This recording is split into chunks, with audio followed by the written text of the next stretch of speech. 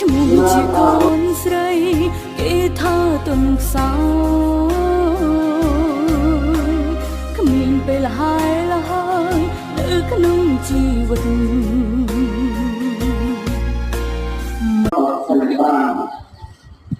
ដែលថ្ងៃមួយអនុប្រមុខបានបនដែលបាននឹងកំពុងប្ររពធ្វើនៅកងការមហាកុសលនៅក្នុងទីនេះ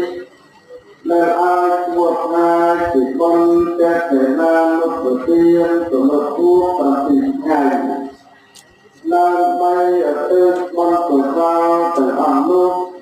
ទៅជួបទៅបានវិបាកតញ្ញានៅខាងនៃបាក់ជាយុបានខំដែលបានទទួលអនិច្ចកម្មទៅអរិយកាល6ថ្ងៃនិងត្រូវសម្រុប7ថ្ងៃនៅក្នុងថ្ងៃនេះ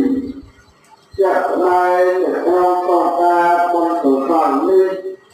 ដែលការតែអំពីទៅជាចិត្តអលោកដែលជាប្រមុខផ្ដានបុណ្យ